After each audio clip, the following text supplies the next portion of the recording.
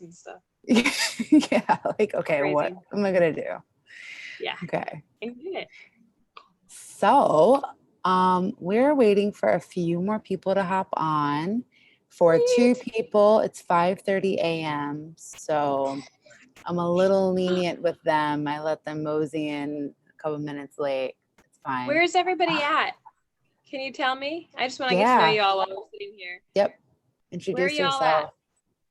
Nicole, I'll start I'm in with you. Finland. Finland. Which part of Finland? I am in the southern archipelago near Turku. Oh yeah, awesome. I've been to Turku. I've been to Anjalankoski. I've been to all over the place. I love Finland. Wow, no way. Yeah. I'm Yeah, the only thing to hear. Am I allowed to swear in here? I know. Am I allowed to swear in here because I swear a lot? But I can say Vitu Pilu. Right? Is that right? What does it mean? Vitu Pilu, like fuck you or something like that? Yeah, I definitely know that. I know. That's the most important word. First word, because my partner and the people that I'm living with, when they get frustrated, they say that. But I don't know so much Finnish yet. Oh yeah, he's learning. I just moved here.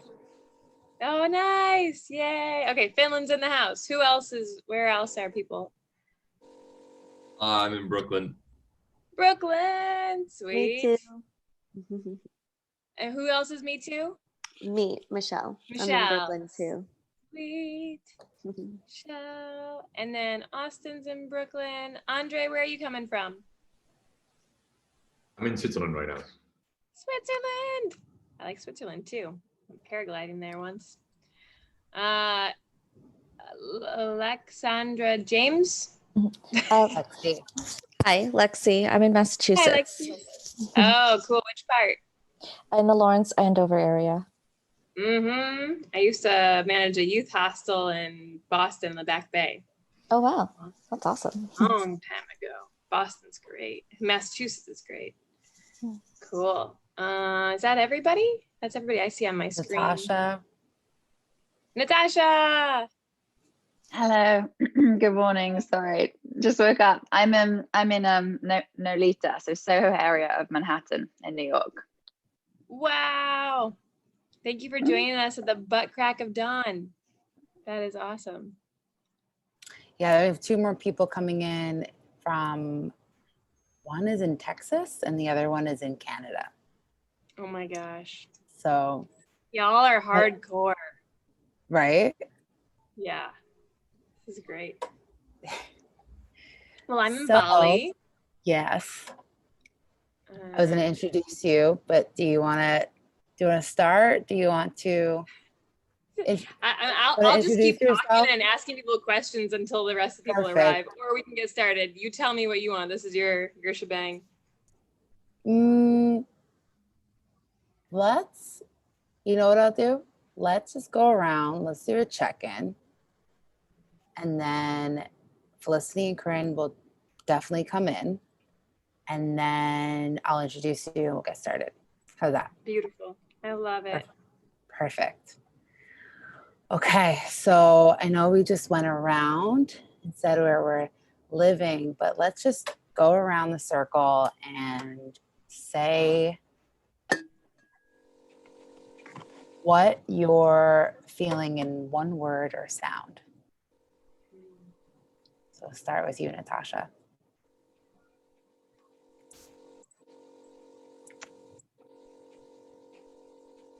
Restless. Got it. Thank you. Lexi. Intense. Michelle. Anxious. Andre. Curiously triggered. Austin. Stretched thin. Got it. Nicole. Scattered.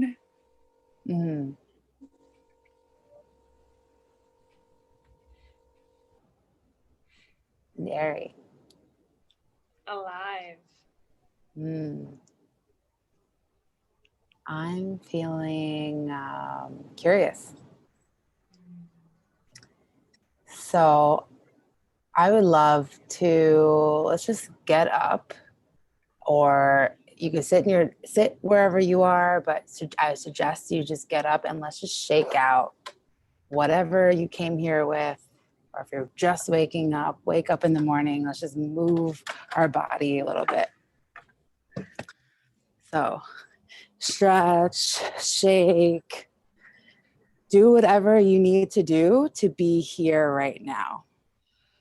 You can make a sound, you can make a noise, you can just kick, you can stomp. Shake, shake, shake. Whew. And then whenever you're ready, come back to your seat.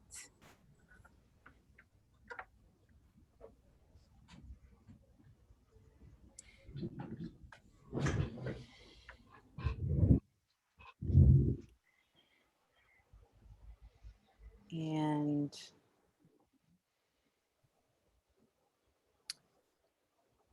let's close our eyes and let's drop into this moment. Let's take 3 big collective breaths together.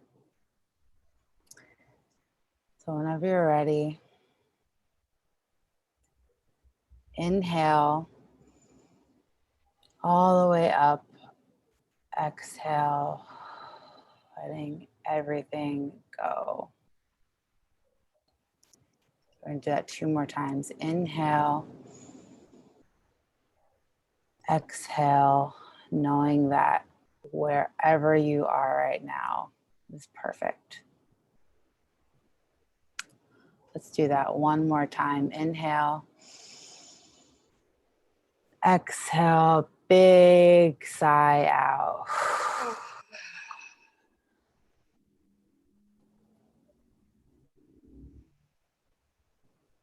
And whenever you're ready, just come back. You can open your eyes.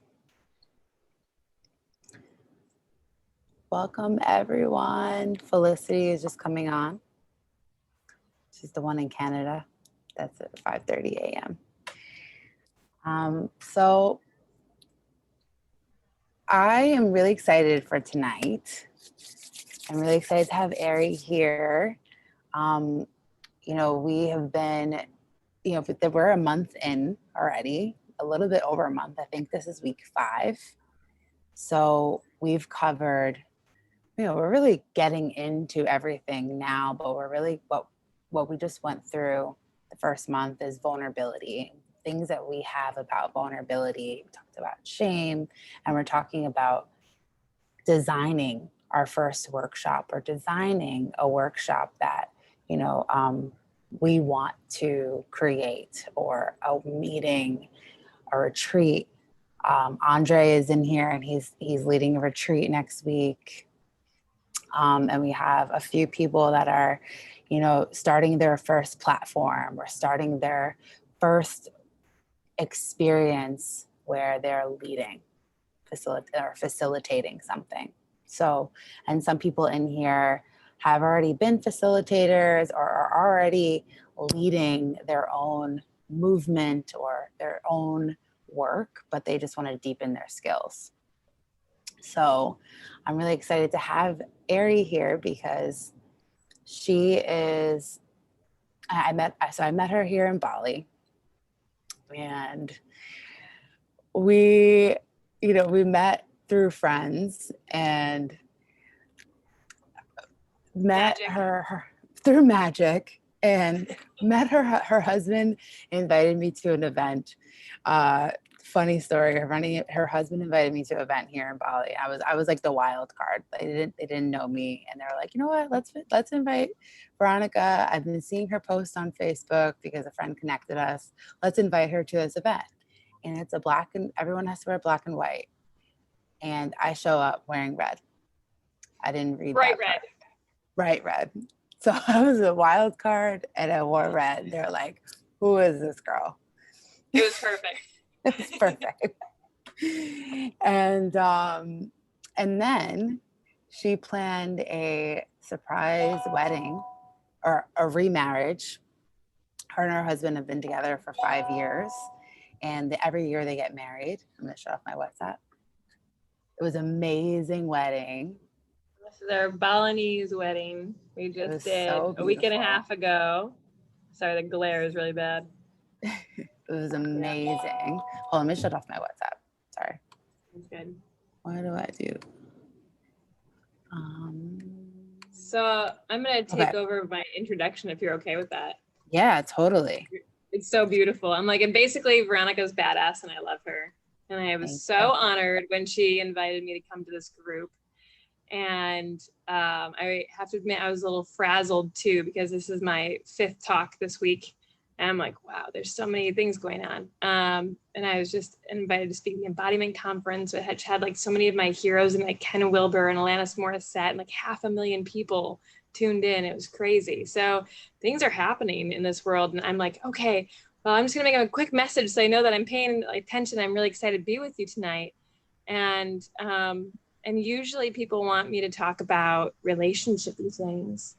And a lot of the skills I talk about in relationship with other romantic partners apply really well to relationship with other humans in general. And a lot of the tools I pull in from for relationships are taken from parenting skills, because I'm a mom of 2. But when you just did that beautiful introduction of like where your journey has taken you all in the last month, I was like, well, shoot, I think I'm gonna be talking about my skills in leadership development, which is really beautiful. So I came from Amazon.com. I was on the leadership development team for 5 years there. And I taught people how to facilitate, and I taught people how to develop their leadership skills. So, so I'm gonna pull from all these different facets during the course of our time together tonight. And I wanna say that anything is on the table. You can ask me anything. I am incredibly open about my life. I teach all sorts of taboo subjects too, including open relating and kink and BDSM and all sorts of crazy stuff. So no question is too personal. And if it is, I'll draw my own boundary and I'll let you know. But if there's something that comes up tonight for you, I'm going to encourage you, even if it feels uncomfortable, I encourage you to lean into that. And you can send a private message to Veronica and she can ask it on your behalf if you don't feel comfortable posting it in the group. You can post in the chat at any point in time, or you can get my attention. I'm just going to ask everyone before we get started a couple logistics things so you know about me. If you see me do this, these spirit fingers, it means like, oh my gosh, I'm like, I get you. I agree with that. Something you're saying really is magical, or it's landing with me. So I'm not gonna like try to stop you, and you don't have to stop talking if you're talking. It just means like, oh yeah, I get you. I feel you. Anyone else is welcome to do this too. If you have a clarifying question, you can do a letter C to interrupt me, but I can't see everyone. So another way to just do that is unmute yourself or post in the group if something doesn't make sense, or if I'm speaking too quickly, because sometimes I get really passionate about what I do. And please take care of yourselves during this time. I may say things that are triggering, and I'm okay with that. I'm okay with you having big feels, and I'm also okay helping navigate you through it. I don't think that's what we'll be going that direction tonight, but who knows, because this is all about being vulnerable as fuck and being prepared to lead in that space, right? And so I wanna make sure everybody feels safe to call me out on anything that's triggering, and also just encourage you to stay in your heart and in your body and keep exploring what's coming up for you throughout our talk. All right, so to get us started, I'm gonna do a little exercise to drop us back down to our body one more time. And then my hope is to say, my intention tonight is to be really present with you all and just to tap in to say, what do you need? You're 1 month in, what do you need? I have a massive toolkit from leadership development and many other walks, and I'm happy to share it with you. If nobody asks me any questions, I think there's one question from the Facebook group, which I can pull from. And also I have so much around conflict navigation that people usually get really excited about. So I'm happy to go that route too. But I just want to say, like, tonight I'm in an open book, and I'm excited to be here with you and meet each of you where you are. Okay? All right, and with that, go ahead and straighten your spine.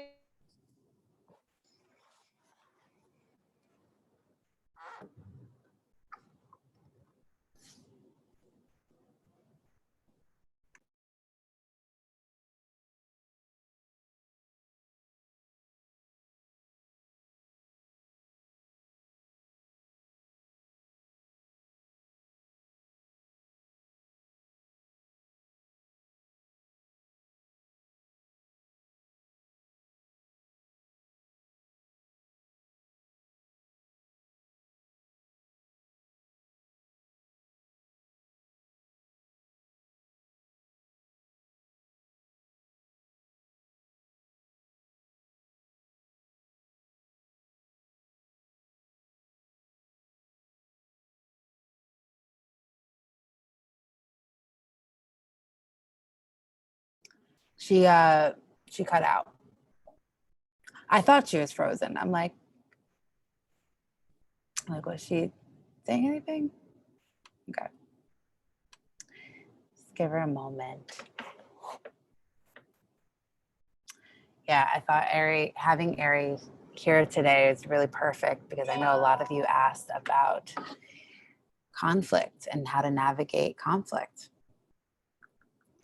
So hold on, she just texted me. Oh, there she is. Oh, Megan's coming on. Okay, her power went out for a moment and she's coming back.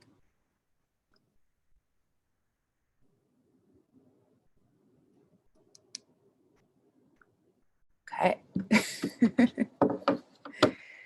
Hi, Megan. So while she's waiting to come back on, what's opened up for you guys in the past week? I know there's a big when you guys came on, I heard a lot of similarities. Does anyone want to share? Okay, if I may. Yeah. Yeah, I think this week I've been triggered a little bit in the sense of really finding meaning in what I do. It's been quite a big thing that happened this week, and I know sometimes I have a little bit. I always call it the Atlas complex, where I feel like I need to carry the whole earth on my back, and I'm supposed to change this world for a better one, and I'm supposed to do that in a week time. But yeah, this week has been a lot about that, about like, am I doing enough? Is my retreat gonna bring anything to anyone that I'm organizing? Kind of a little bit of imposter syndrome as well in that, I guess. But yeah, a little bit of, like where is the balance between personal life, enjoyment, and enjoying the journey. But yeah, I don't know why this week there's been a lot of triggering into the, am I doing enough? Is this meaningful? Is this purposeful? Even though my head kind of is able to answer those questions in the sense of enjoy the journey, everything is meaningful, like I have all the answers, the intellectual answers. Like I was definitely emotional triggered by that a lot this week. Yeah, totally. Yeah, I get that. Thanks for sharing that. Thank you. And let's definitely hop on a call this week. I think that would be really helpful for you. Yeah, I would love that. Yeah. Okay, great. Yay, she's back on. I swear, power does not go off in our neighborhood very often, but it just totally went off at that exact beautiful moment. Let's get started. Boom. Magic. Magic. All right, let's try this again. Hopefully everything is great for the rest of this chat. All right, where were we? Everybody, please straighten your spine, close your eyes. Take a few slow, deep breaths, dropping down into your heart space, down into your body. On the next breath, practice your smiling muscles. Bring a smile to your face and just feel that. Smiling releases oxytocin and helps us feel more grounded and powerful. Go ahead and release your smile muscles and just relax your face. On the next breath, fill your heart with gratitude for anything you're feeling thankful for in this moment.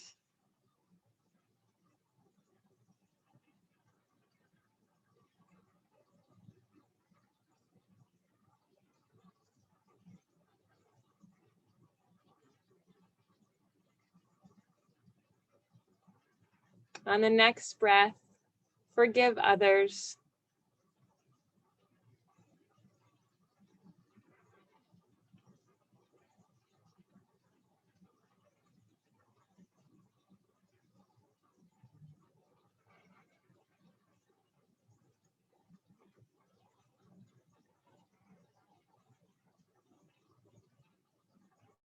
On the next breath, forgive yourself.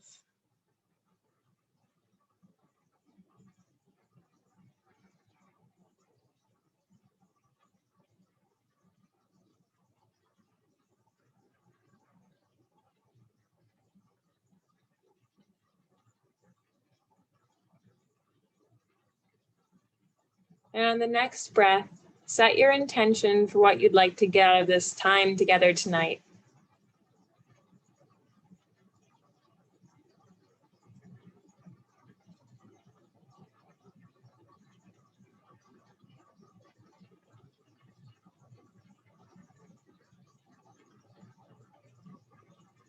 Take a deep breath, reaching your arms up above your head and open your rib cage.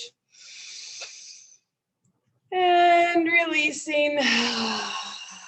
Shake what needs to shake, wiggle what needs to wiggle, and come back into the space when you are ready. All right, folks, here we go. I'm going to open my chat box and I'm going to say, if somebody has something they want to ask, go for it. Or you can just unmute yourself and ask. Otherwise, I'll wait less than 30 seconds and I'll just start rolling with something else. Any immediate questions about leadership, communication, or anything that you think would be helpful for this group?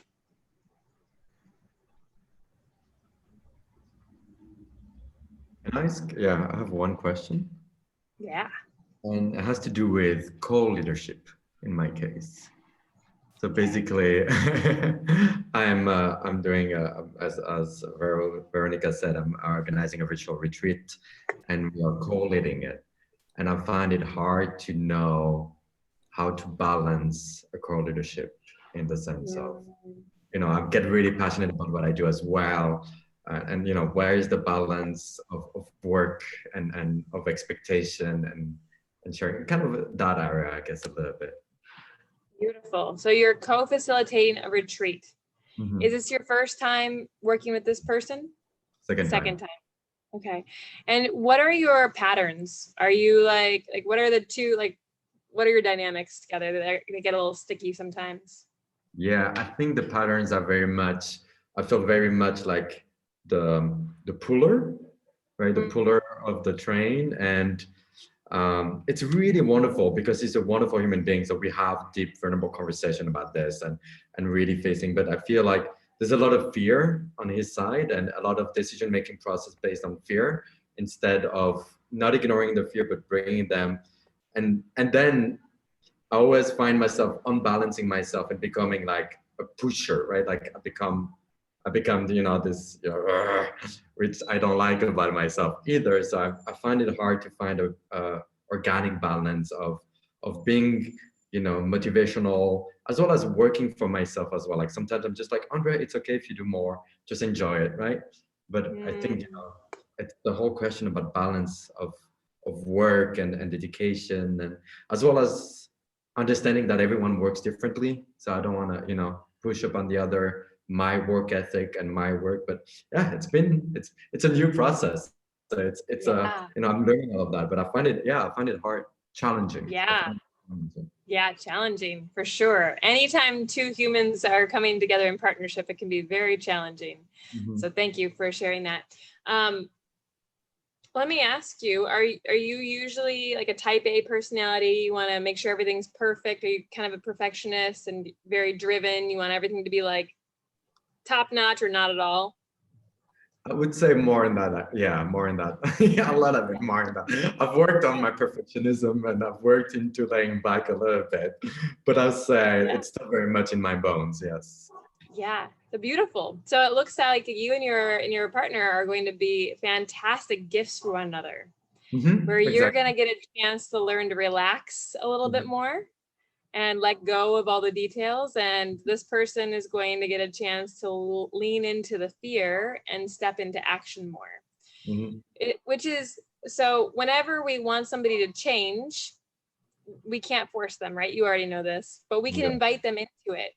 And so I don't know how much setup you've done for this retreat or how much time you have left if you're doing it next week, but just saying, all right, well, what would feel really, what would feel really good to you? What would give you joy? What would bring you alive in this process? Can you tell me, like, what feels really good to you? Like, what do you want to take over? And get really clear and, okay, sweet. Why don't you do that? Why don't you focus on that part? Because that's one less thing that you need to do. Mhm. And then figure out, like, how much are you going to be a helicopter parent or a micromanager, right? And then it's saying, okay, well, I'm going to trust this process of this person's got it. And if they don't, then you've learned something big for the future in this Mhm. partnership, and maybe you don't want to partner in the future.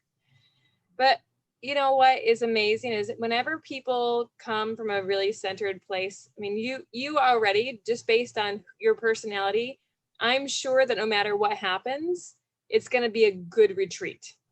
Now it's just, is it going to be an amazing retreat with cherries on top and like Tony Robbins is going to be thinking about coming next time? I don't know. But I can tell you that if you show up just the way you are with as much heart and passion as I can see that you have, it's already going to be great, Mhm. even if not all the little details are there. So when it comes to dynamics, I would say start with an invitation and invite this person into, what would you feel really alive in doing? Mhm. And get really clear on that. And what do you feel really alive in doing? Mhm. And what is the stuff that's just kind of like annoying and weighing you down? And is it possible to delegate? Mhm. Maybe, it may or may not be, but one really cool thing is if you have any retreat attendees who are coming like on scholarship or, who aren't financially able to show up, like looping them in and saying, here's your tasks for this exchange. Mhm. And letting go of some of the control. This is also part of your lesson, right? Is Yeah. acceptance and teamwork and collaboration. And this is true leadership. You Mhm. doing all of it to get the A+ is not leadership. Totally agree with that. Yeah. Yeah. So, Yeah, so just, definitely. And I really, when I know the things are taken care of, it's so nice because then I can really let it go. Like there's one thing we installed in the first retreat we did together is we exchanged being the timekeeper. Because at first I was always the timekeeper to make sure. And then as soon as he became, like, it gave me just so much freedom to just be there and facilitate and just flow.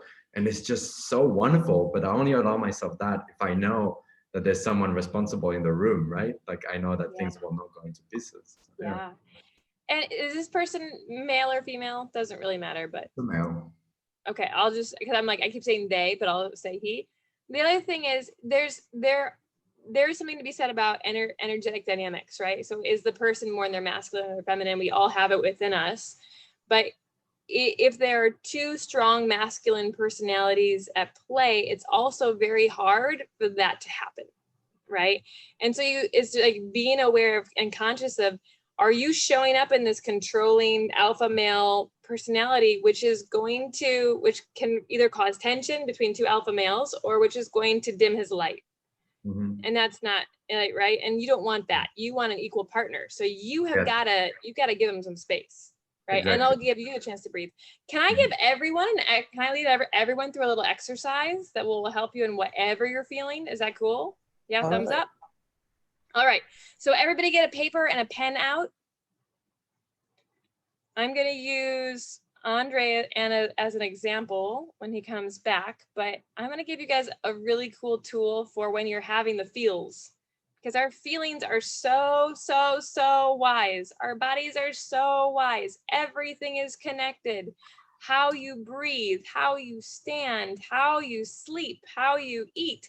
All of this is just connected to how you will show up in leadership, how you will show up in life. And so what I want to do is I want to give you a tool for when you're not feeling it, because we all have days when we're not feeling it. And let me be really clear. The first thing that I am going to invite you to do, which I'm sure Veronica is giving you some tools for, is to go into the emotion. where you're feeling what is actually there, and you're seeing what is the message that this anxiety is giving me, what is the message that this fear is giving me. And it's taking the time to be quiet and be in yourself and being curious and leaning in instead of being like, shit, there's fear, I'm gonna go do something else, or let me just scroll on Facebook for an hour, or let me plan the smallest details of my project, because that seems far more exciting than dealing with this emotion. So instead of being in all of the avoidance, go into the emotions and just feel it. Be like, okay, now what do I feel? Now what do I feel? Okay, now what do I feel? Because feelings are in motion. They're emotions. They are in motion, and they're going to move through our body, usually in 30 to 90 seconds. That's it. But we avoid them so much that they stay with us for days or weeks or years. And they can manifest in all sorts of stressful ways, like headaches, ulcers, closed throat, like all sorts of crappy things that you don't want to happen. So instead, let's release them through feeling them. So once you've got this feeling and you've recognized it, and you spent some time with it, this is the other part that we don't talk about very often.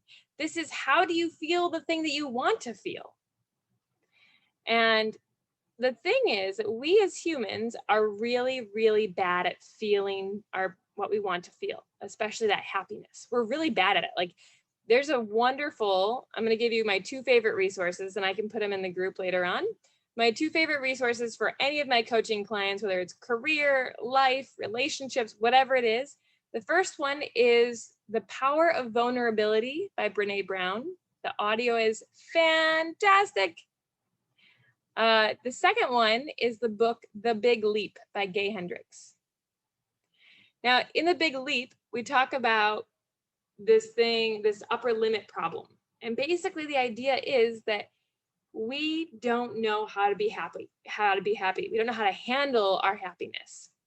So what we do is we think about, when this thing happens, then I will feel powerful, successful, happy, peaceful, whatever it is.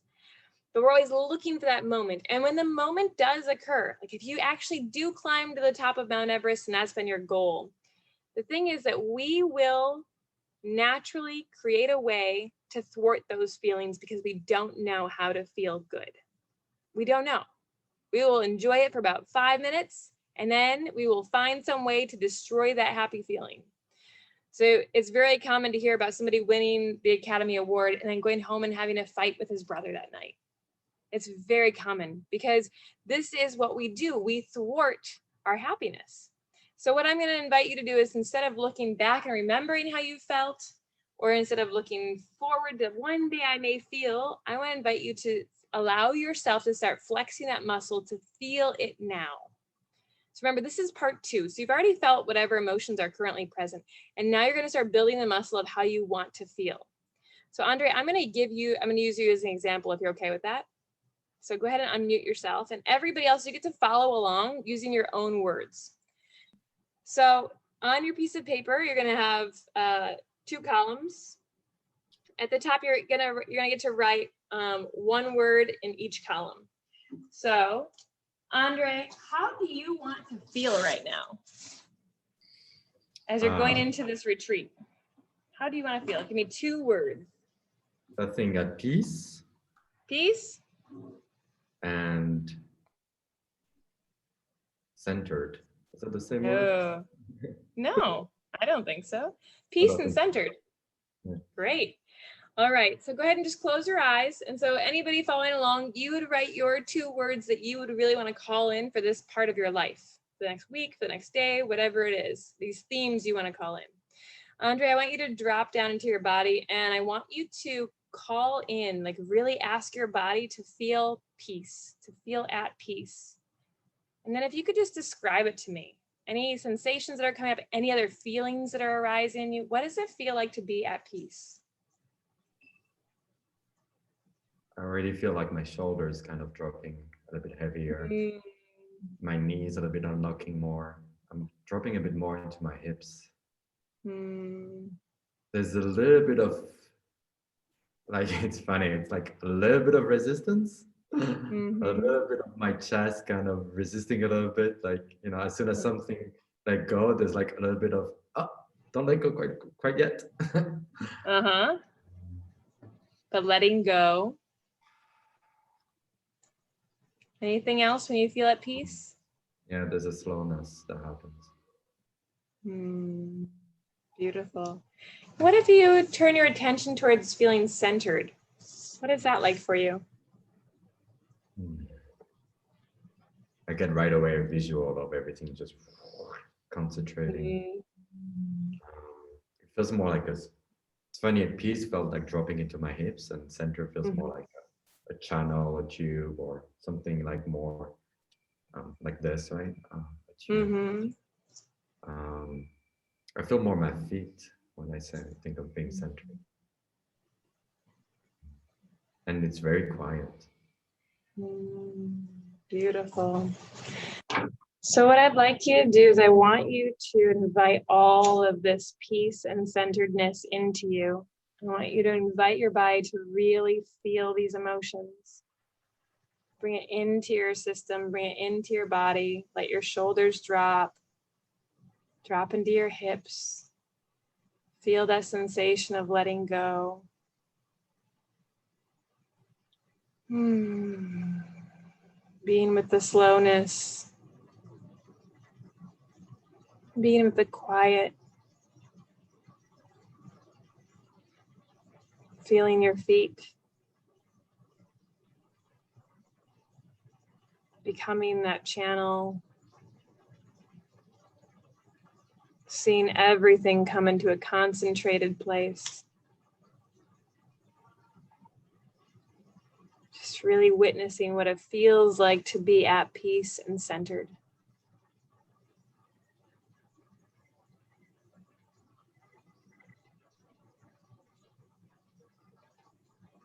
Imagine you're taking a little screenshot of this moment, knowing that you can come back to this at any point in time and you have the power to come here. Internally, thank your body for this amazing ability.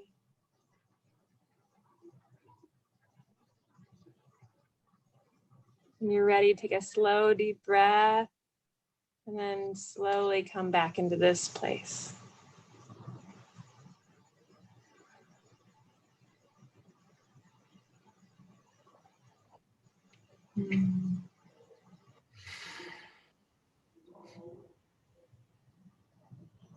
How you doing? Yeah. Wow. It's powerful.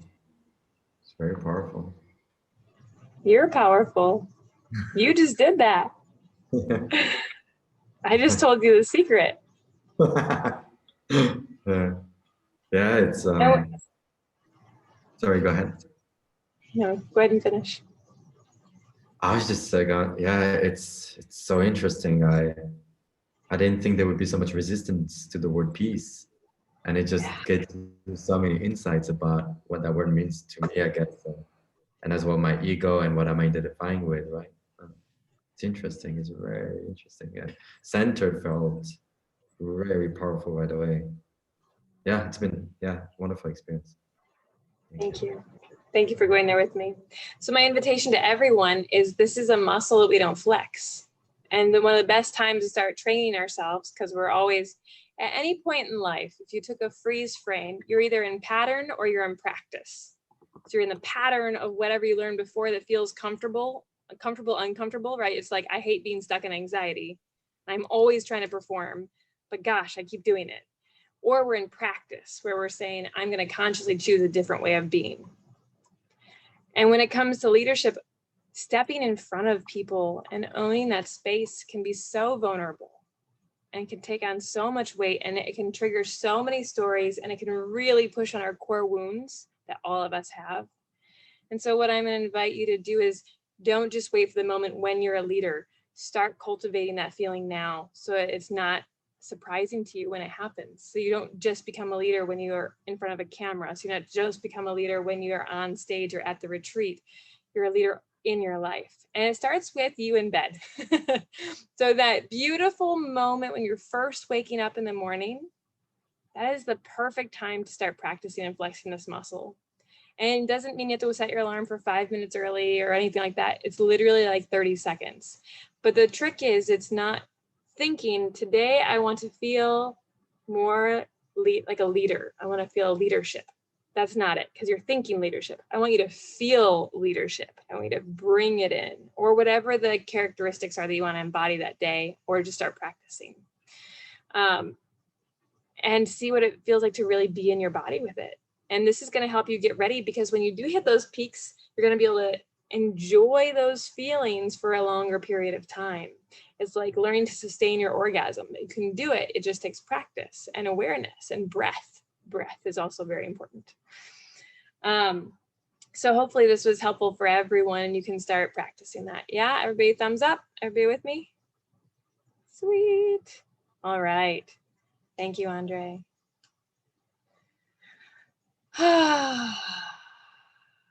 Anyone else have a question or some sort of situation they want to throw at me?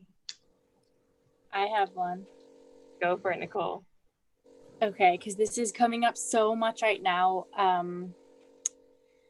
Watching you in particular, and I think it's just clarifying also like what something that I've been feeling and struggle with, and I'm sure it's not unique to me, is like this tendency to compare, even though rationally I know like that's not the point, and I'm like not in competition, and I really feel that in my heart, like I'm not competing to do what I'm doing with anyone else, but I'm constantly like comparing myself. So I'm like so impressed with you and how like what you're teaching us right now, and this is how I feel when I show up, like, you know, same for Veronica when she's leading us at other times, or when I show up to a class with yoga teachers that I love or mentors of mine.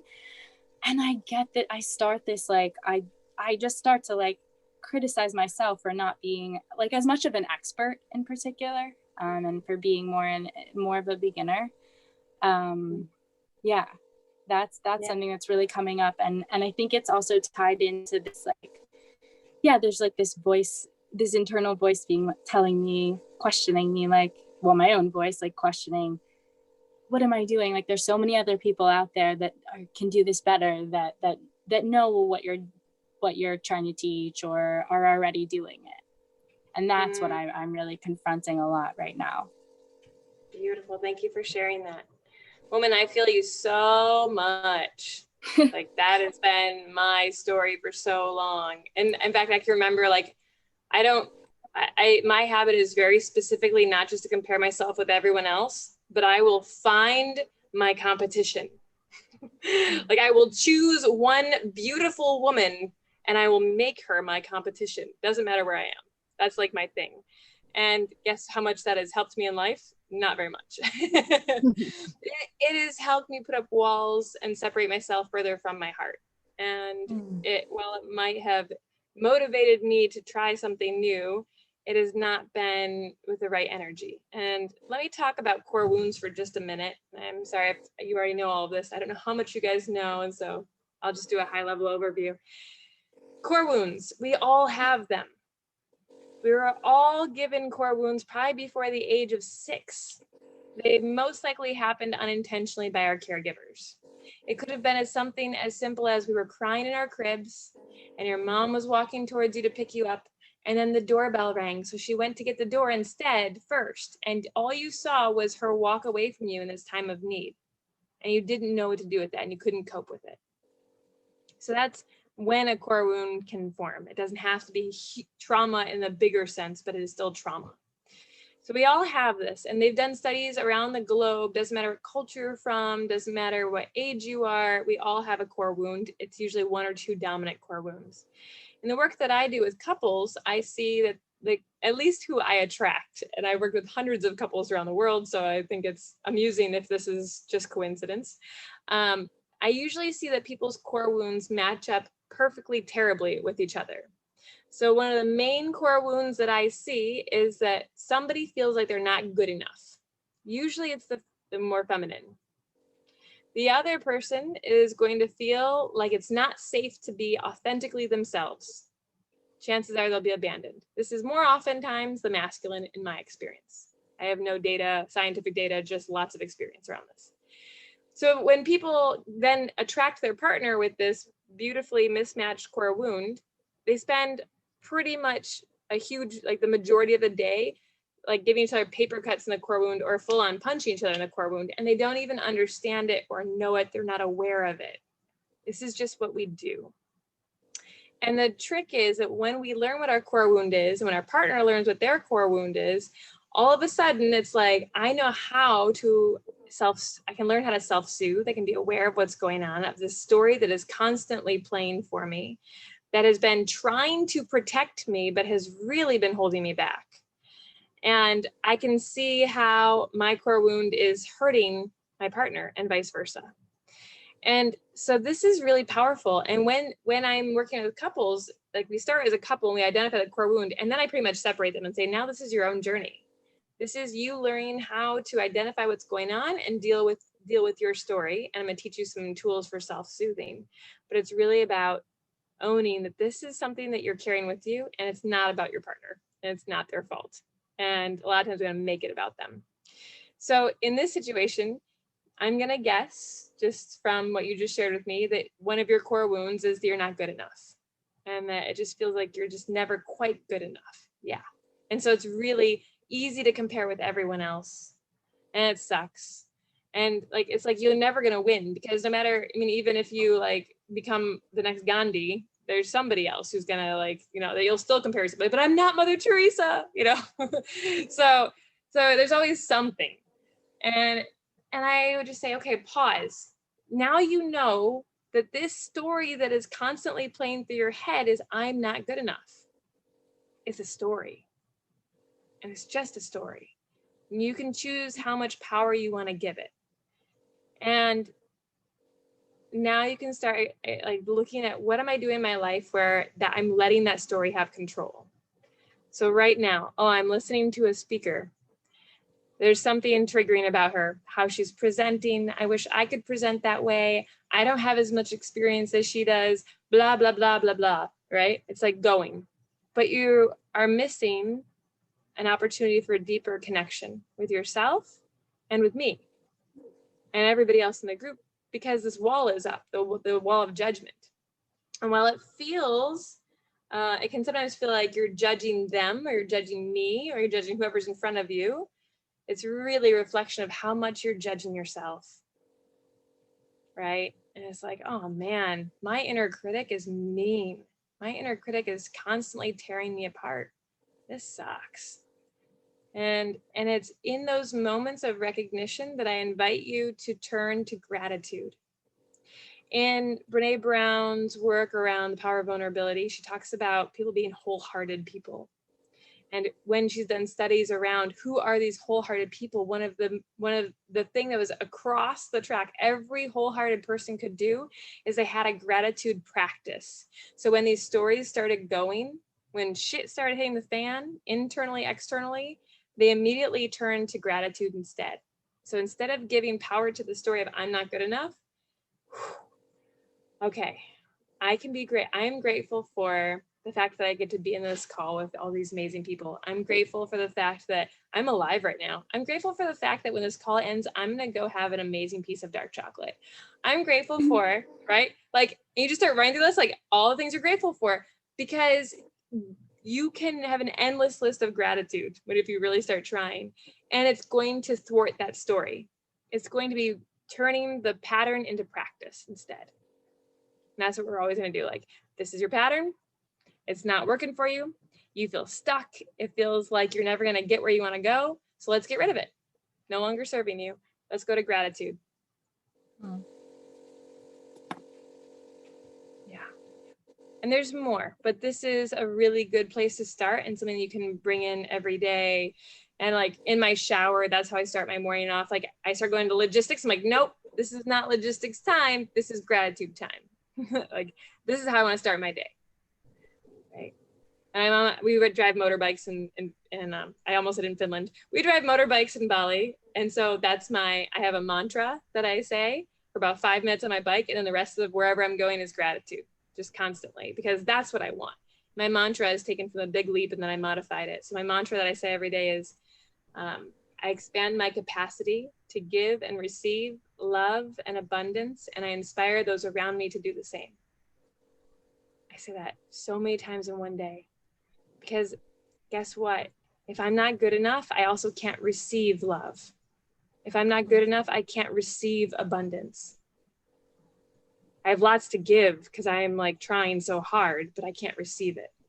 And that's going to hold me back from the things I want, which are abundance and love and success, right? So it's like when I start really allowing myself to soften and be like, okay, it's powerful. And one other thing that I found that's really helpful for me is that when I start to objectify this person, so this speaker has cooler hair than I do, which is true. I love Veronica's hair. But I'm like, oh my God, I wish I had her hair. The other thing I do is I try to catch myself of, oh, that's a comparison. That's a judgment. And I try to just take a moment and I'm like, can I feel my own heart? Or is this, can I only feel my brain? Okay, I'm going to drop it on my heart. Can I feel my heart? Sweet. All right. Now can I feel her heart? Oh, there it is. I can feel Veronica's heart. Okay. And now can I expand that? Can I feel all of your hearts around the world right now? Okay, I got you all. And me talking from my heart to your hearts makes it so that you can receive my message a lot more deeply. And I'm not here to compare anymore. It's really an act of love and vulnerability, and I can open up my heart to you. I'm already tearing up. I'm like, I don't even know what I'm going to say right now, but I'm like tearing up because I can feel you all. And it's really beautiful. And that's authentic leadership. It's not a performance. You're already good enough. If you didn't know Nicole, you're here. You are already good enough. I dubbed thee. If you want a crown or a gold star, you got it right now. Cool? Thank you. Yeah. Yeah. Thank you. Everybody a deep breath. Shake it out. All right. That was really, really perfect because I spoke to someone earlier today who actually talked about comparison, and that's something that I talk about a lot. But I really want to invite everybody to, this was perfect, and Ari is a communication expert, really great with navigating conflict. So if anyone has any questions around navigating conflict, like interrupting people, right? Or when you're leading something, the fear of being the timekeeper and saying when someone's talking too much or going over time, right? Do you have any questions around navigating conflict or navigating expressing fears, desires, concerns?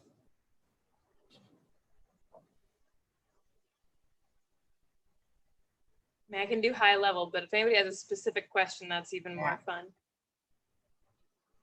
I don't know if it's so specific, but just, I think, I don't know if this is partly like a British upbringing, but assertiveness can be seen as, not frowned upon, but, I think in England, there's this kind of a bit of a repressed culture, and then you layer on being a woman on top of that. And it's kind of like, we're encouraged to be small and submissive and polite. And so I think, this training with Veronica has been amazing because I want to get into a position where I'm more comfortable being a leader. But I feel like I'm coming from a place where that's not something I'm comfortable with or used to. And I'm worried about coming across as too rude. And, I'm always worried about being polite. And I think that's stopping me, from like being able to just kind of take the lead. So I have this conflict of, I don't want to cause conflict, and I don't want to be confrontational, and everyone has to be okay and everyone's happy and everything's easy, but like stuff's going to come up. So I guess I would just love to hear about how to kind of, I think it's a confidence piece too, and not worrying so much about being assertive with timekeeping or, not interrupting people, but just kind of taking control a bit more firmly, I guess. Yeah. So a couple of thoughts are coming through for me. Number one, I just started a book today and I love it. You probably already have way too many resources, but I'm going to throw it at you for when you're ready. I just started the book Untamed. Yeah. Oh my God. Yeah, I've read that too. That, yeah, I've been amazing. so brainwashed to be this sweet thing, right? Okay, so I got that one. The other thing that's coming, a couple of things. One, it's a really beautiful place to be curious of why. Why am I trying to protect everybody else's emotions? You know, and is that really in their best interest? Or is that just appeasing the culture? Because some of the most important learning that people receive is from experience, is hands-on experiences, somatic experiences. People learn way more, and it's from things that rock their world, and like it's called, like you might have heard an amygdala hijack. Like if a kid is running towards the street and I see a car coming, I don't just go stop. I go stop. Right? I give them this, like their brain goes what? Because they have to be shooken up out of this state of like, I'm doing something has to rock their world in order for their change to occur. And so I'm going to invite you to think about, is a leader a nice lady who brings, and like they don't remember anything you said or did, but you looked really cute in the shirt you wore? Or is the leader the woman who you felt a little bit irked by, but God, she said some really powerful things, right? It's okay to trigger people. I think I even said that in the beginning. I'm like, I might trigger some of you today, but I'm just going to own that. And I'm going to invite you to be responsible for your own feelings. And if you want to talk to me about how you felt afterwards, I'll give you my messenger. You guys can PM me and we'll have a little discussion about what came up for you when I said that. Right? And it's the same invitation that I give when I walk into a conference room of top executives. I mean, not all, a good portion of my clients are top executives at Google, Amazon, Microsoft, Facebook. I'm like, these are the people who come to me, and I'm like, y'all, we have to have this conversation. Like, somebody's got to wake you up. You cannot do this. This is not acceptable behavior.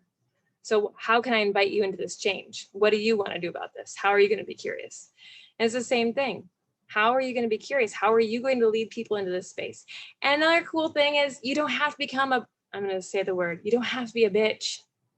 And you don't have to be so American either. Americans are kind of obnoxious. We're like really loud, and like anywhere you go in the world, you're like, oh, they're American. Yep. You don't have to become that. There's lots of other styles of leadership that are going to be more culturally fitting that still feel like they're pushing the edge. And so I'm going to invite you to find out who are the British women who are rocking powerful role models. You can be like, wow, how she's commanding space is something that I really can connect with and I can see as moving towards. Find your role models wherever they are. And learn from them, study them, be like, what is she doing with her body? How is she commanding it? The other thing I love to do is I'm a mom. And so with a 3-year-old and a 5-year-old, I've learned all sorts of fun ways to get children to pay attention and all sorts of fun ways for time management. And I bring that in when I'm doing my work. It doesn't matter what your title is or if you're a celebrity or whatever you are. The fact is, like, I want you to remember, like, I understand that you're just a toddler in a big body. I get that. I've done enough work with adults now that I understand we are all just toddlers in big bodies. And so how can I use that and bring in humor and playfulness to get people to be on board and buy in and follow me? Okay. Another thing you may also want to learn more about over time is NLP, neuro-linguistic programming.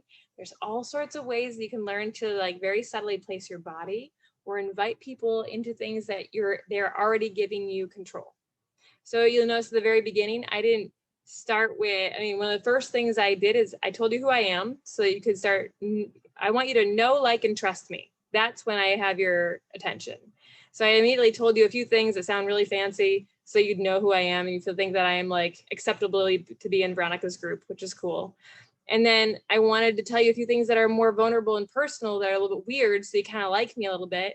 And I wanted you to like also drop it in my heart so you could start to really trust me.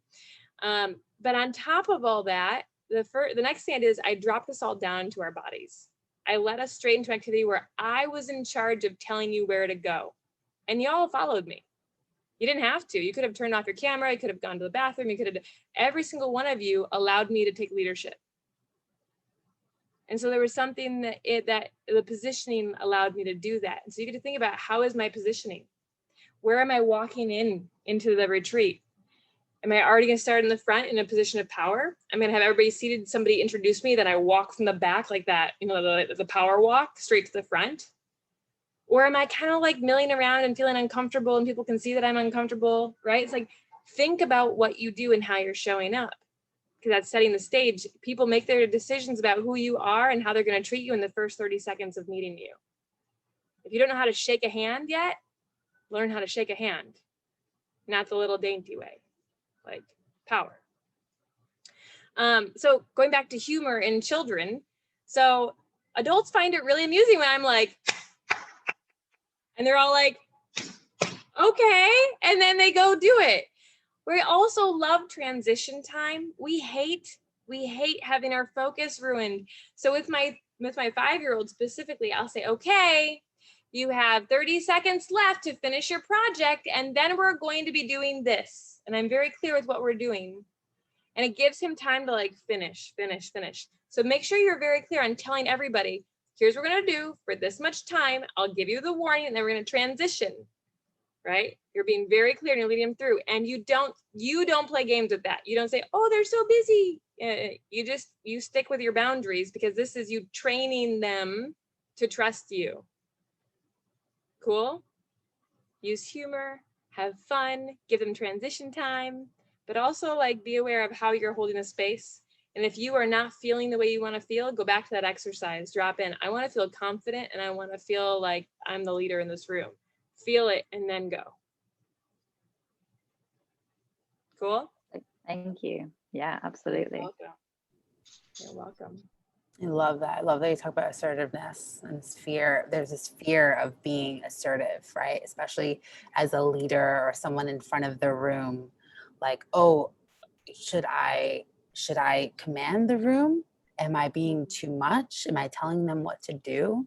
But no, people want you to tell them what to do. They want to see that in you. They really do. They really do. And you can make it an invitation. You know, you can say, I'm inviting you all to get a pen and paper. Yeah, and you're allowed to be funny. You're allowed to be funny, and you can still be respected, liked, and loved if you're being yourself and you put a little humor in it. That's okay. Totally. And you can still be assertive. Yeah. Yeah. Thank you. All right. Anyone else? Anyone else? So if you're working with leaders that are really type A, like, and that aren't into the warm and fuzzy, let's drop into our bodies to start a meeting. Because to be honest, I think they'd all just be like, oh, here we go. And like they'd close their eyes, but they'd be inwardly critiquing and they wouldn't be present. How do you change up the space and get everybody with you? What's the suggestion that you have for people? People love data. Yeah. Like all my type A's, they love data. And luckily, like mindfulness is like becoming more of a common corporate world. So you can look up, like there are beautiful companies who do mindfulness work in corporations, and that they have some wonderful, I would update your statistics. I don't have to do that very often anymore, but just because of how much of this I've been doing. But I have found that if I walk into a room and I talk about science has shown, research by the World Health Organization has shown that meditation, leads to more creative space, leads to more productivity, leads to a greater sense of clarity on on strategic planning. So here we are. And so we're actually going to put this into practice. So before we begin, because I want you to be in your full capability, then we're going to spend just a moment. It'll be less than 3 minutes of actually meditating. I'm going to guide you through it. Don't freak out. Think of it as just bringing your focus in, right? And so I'm still getting them to meditate. I'm just using a different setup. And I'm coming from a very authoritative place and a science-based, research-based approach.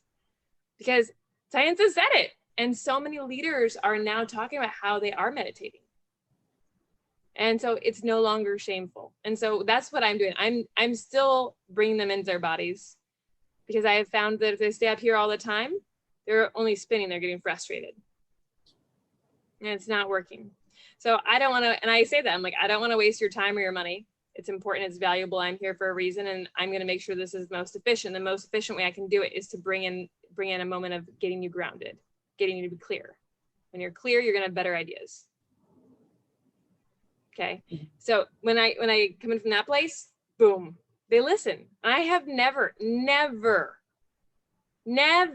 had somebody say that it wasn't good doing that by the end. And then I usually give that as homework. Now I'm going to go home, and I want you to spend 3 minutes a day just trying to clear your brain out. And I give them a little handout of like, like imagine a leaf floating down the river, or whatever it is. But this is their homework. Like, this is important for you. This is important for your relationships. This is important for your career. This is important for your teams. Everybody's got to get out of their anxiety and come into themselves. So if you come from that place of here's science, I'm grounded, do what I say, it's going to work, they will play along. Yeah. Yeah, thank you. And also, I just want to add to that too. There's masculine and feminine leadership, right? And if you're in a masculine culture, which a lot of us are, and even, whether you're a male or a female, we all have this quality, masculine, feminine, which we talked about in the beginning. People are dying for more feminine leadership, or more of like a feminine essence, or like when there's a leader in the room who invites breath, or someone who invites meditation, right? Like I remember when I was in corporate, and we took a moment of silence on September 11th. We took a moment. There was a female leader in the room, or I forgot who she was, but she was a female leader, and she invited a moment of silence, and we all needed that. Like, thank goodness there are people out there. There are people willing to step up and ask for that, because we all needed it. But some people are afraid of doing that for the fear of being judged, or the fear of being like, oh, is this too woo-woo? I don't know. So it's just an invitation for that, and just to think about your own judgments of yourself in your leadership too. Yeah. 2 more things that are coming through. One is that masculine, feminine is super important. So what I didn't say was how I structured it was masculine, and then what I did was feminine, right? So I set up the structure with a very masculine approach of data, and then I went into what I'm going to do. Like, okay, now here's the exercise. Now I can be in my flow and say, what do we need right now? Is it breath? Is it a grounding exercise? What is it? And I just do it. Does that make sense? Gosh, there was one other thing. Masculine, feminine, direction. Oh, I lost it. It'll come back, maybe. We'll see. Thank you. Anything else? Anything else? So back to conflict somewhat, is I've found myself in a place where there's conflict, and I kind of am owning the emotions that are going through me, and trying to at least like get it on the table so we can have like a productive discussion. But I feel like I found myself in a place where that's not mirrored, and I just end up being stuck, because it feels like the other person's either not ready for that, or not willing to acknowledge, or like what do you do there? Yeah. Is this person your romantic partner, or your business partner, or both? Or it's been everyone, like family, it's been friends, it's been work. Yeah. Everybody. Well, in that case, I would be questioning what's going on for you. Oh, not all recently, but I can just like recognize different times in the past where it's been a bunch of different people. Yeah, I feel you.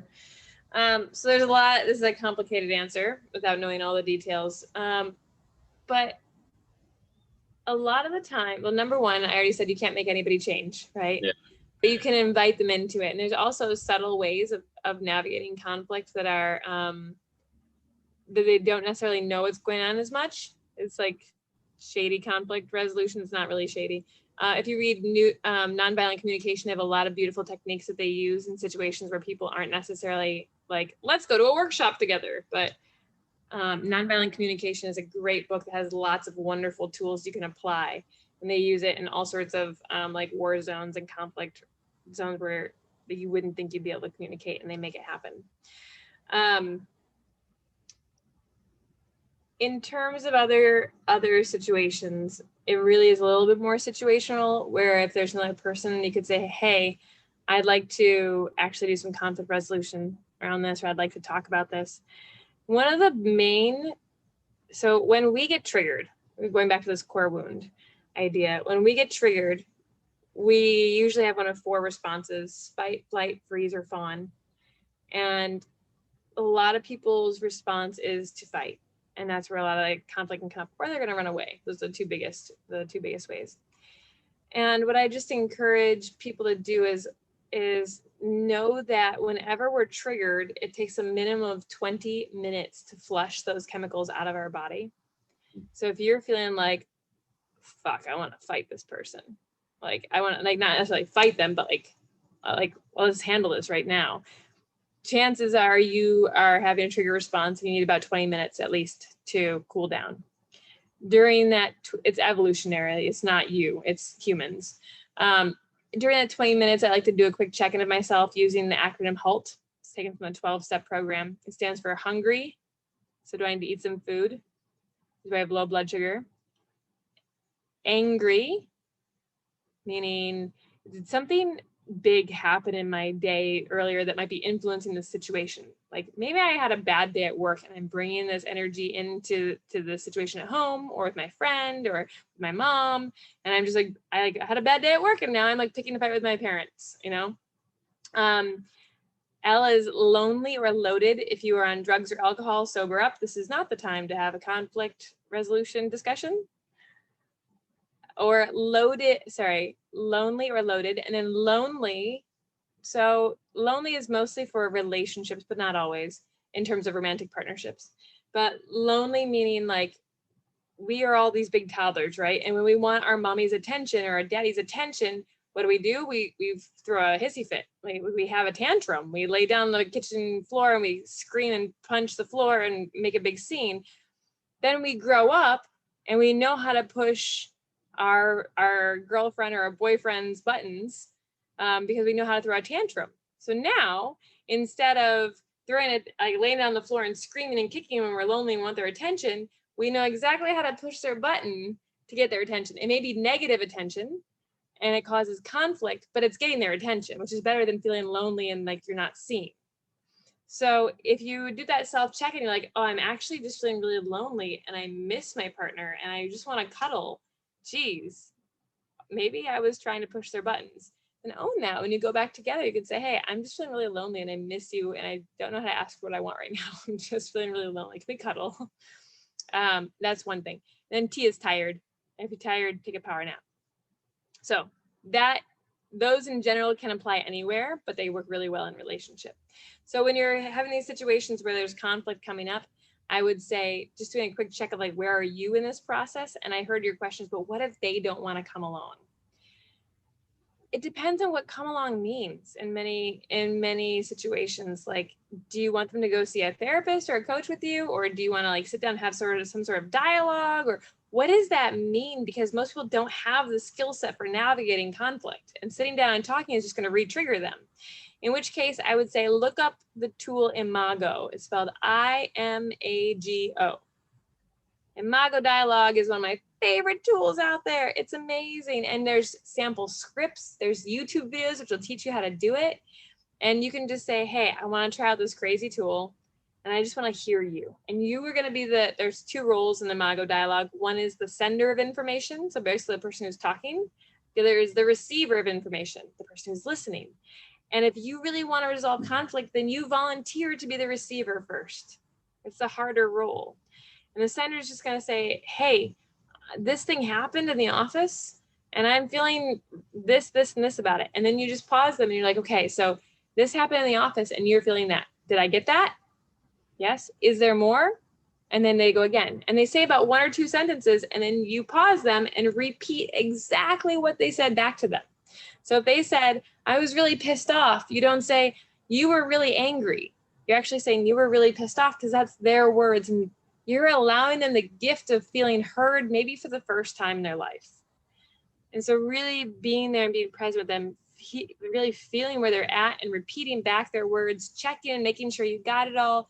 And then, is there more? And when they're done, which can take anywhere from like 10 to 40 minutes, depending on what's going on. When they're done, you give a quick little summary and say, did I get that? Okay. And then you empathize. Wow, if that happened to me, I would probably be feeling, and you name some emotions you'd probably be feeling, like really check in with yourself. And then you just thank them. Thank you so much for sharing that with me. And they say, thank you for listening.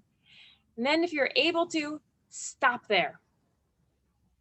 Because it's so rare that people actually hear us. So let them kind of revel in this for a little while, preferably like an hour. Give them some space and say, hey, tomorrow can we meet up? And if you're open to it, or in an hour, can we meet up? If you're open to it, I'd like to share, I'd like to be heard too.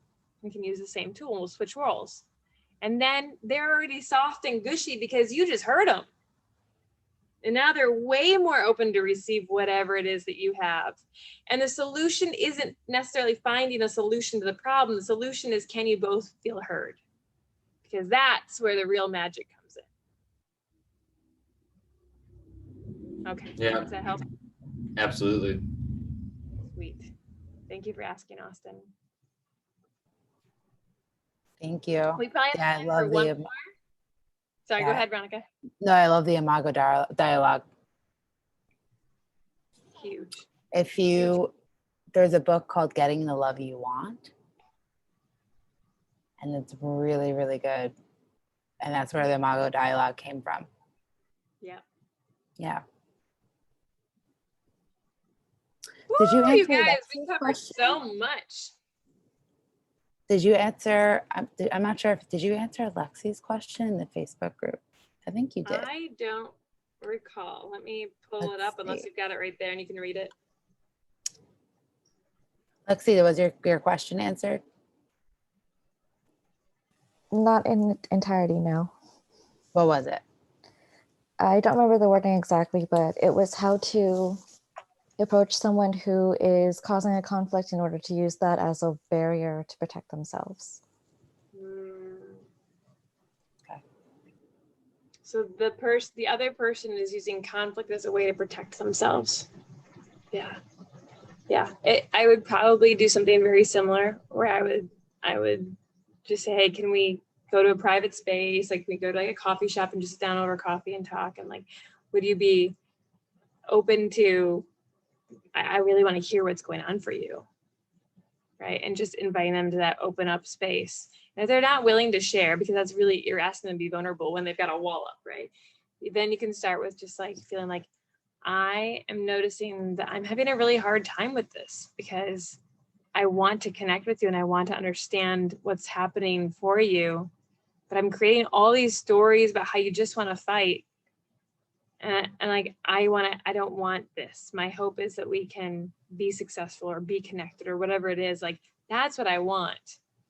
Can I hear you out and like try to understand your world, right? And when you're seeking to see them, like the base of my work, all the things that I do in my life as a mom, as a wife, as a coach, my foundation is everybody wants to be seen, heard, and loved. And that's my guiding force. Everybody wants to be seen, heard, and loved.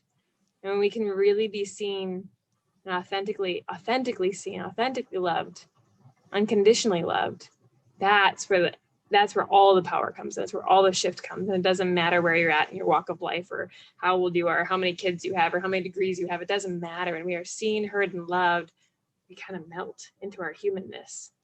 So how can you approach from that space, from that like very compassionate openness, and invite them into it? And some people just are not going to want to go there. Some people are going to keep their wall. And then you have to decide, well, what are my boundaries? Is this the life that I want? Is this really what I need? and you have freedom. It may not always feel that way, but like, what do you need to shift in your own life to be away from that? Because there are just gonna be some things where you can't change them, they don't want to change, and that's how they feel safe. There's a reason why my parents and I have a very superficial relationship, and it's because they don't feel safe being vulnerable, and that's okay. That's their journey.